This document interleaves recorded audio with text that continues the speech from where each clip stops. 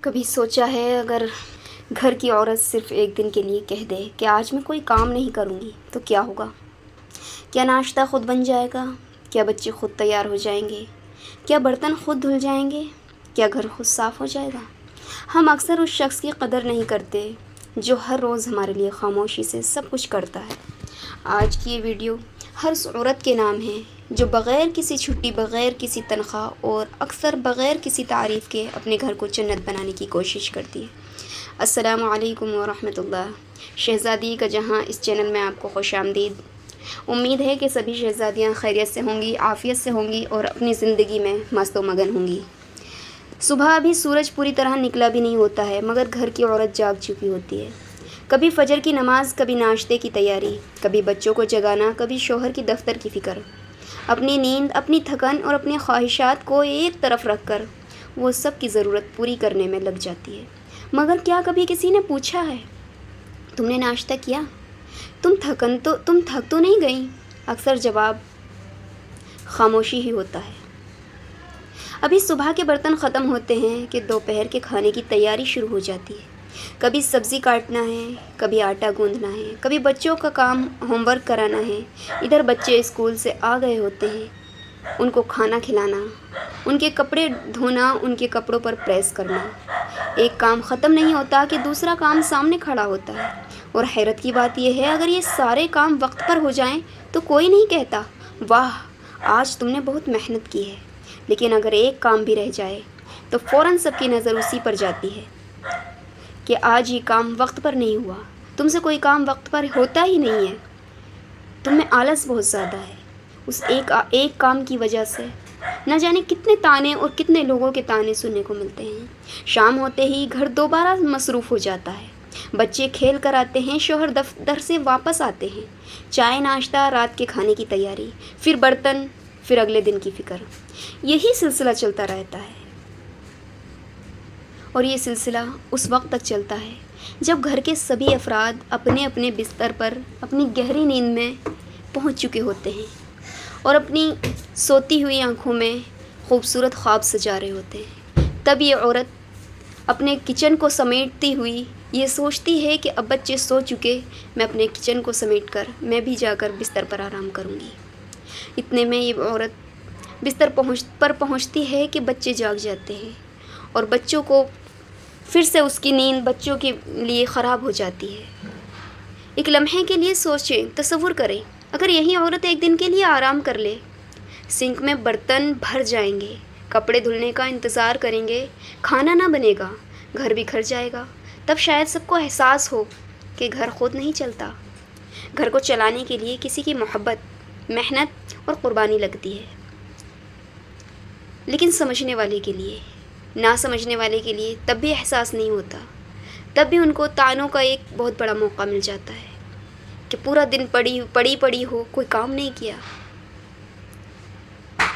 یہ بھی نہیں دیکھا جاتا ہے کہ کیا وجہ ہے کہ وہ آج پڑی ہے۔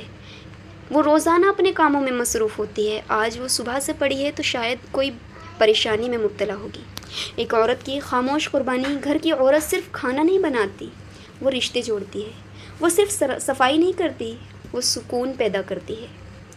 وہ صرف بچوں کی پرورش نہیں کر رہی ہوتی، وہ آنے والی نسل بناتی ہے۔ وہ اپنے شوہر کی ایک نسل کو تیار کر رہی ہوتی ہے اور اکثر وہ اپنی پسند، اپنے خواب اور اپنی خواہشات صرف اس لیے چھوڑ دیتی ہے تاکہ اس کا گھر خوش رہے، تاکہ اس کے گھر میں محبت رہے، امن رہے، سکون رہے، تاکہ اس کے بچوں کی ضروریات پوری ہو سکے، تاکہ اس کے شوہر ٹینشنوں سے آزاد رہ سکے، تاکہ وہ اپنے گھر کے اخراجات پورے کر سکے۔ کبھی سوچا ہے یہی عورت جب شادی سے پہلے اپنی ماں کی لاڈلی بیٹی ہوتی ہے تو ہر چھوٹی چھوٹی اور ہر بڑی بڑی چیزوں کے لیے ضد کیا کرتی ہے اور اپنی ضد کو منوا کر رہتی ہے۔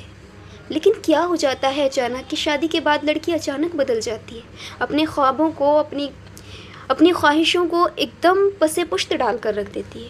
اگر آپ کے گھر میں آپ کی والدہ، آپ کی بیوی، آپ کی بہن یا بیٹی روزانہ گھر سنبھالتی ہیں تو آج ہی ان کا شکریہ ادا کریں۔ ایک جملہ، آپ کی وجہ سے ہی گھر خوبصورت بنتا ہے۔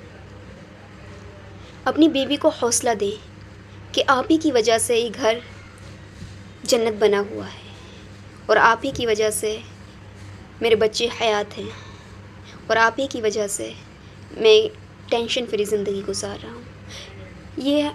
یہ جملے عورت کی زندگی میں بہت حوصلہ پیدا کرتے ہیں، اور اس کو پھر سے اس کے کام میں جٹ جانے کی ایک امنگ پیدا کرتے ہیں، اور اس کو محبت کے ساتھ کام کرنے کی ہمت دیتے ہیں۔ شاید مرد کا یہ ایک محبت بھرا جملہ عورت کے سارے دن کی تھکن کم کر دیتا ہے۔ میرے خیال سے ہاں، تعریف کے لیے پیسے نہیں لگتے، مگر اس کی خوشی بہت قیمتی ہوتی ہے، جو پورا دن آپ کے لیے، آپ کی خوشی کے لیے، آپ کے بچوں کی خوشی کے لیے اپنی خوشیوں کو، اپنی تھکن کو، اپنے آرام کو قربان کر رہی ہوتی ہے۔ گھر دیواروں سے نہیں بنتا، گھر عورت کی موجودگی سے بنتا ہے۔ جس گھر میں عورت نہیں ہوتی، جس گھر میں لڑکیاں نہیں ہوتی، وہ گھر ویران ہو جاتا ہے۔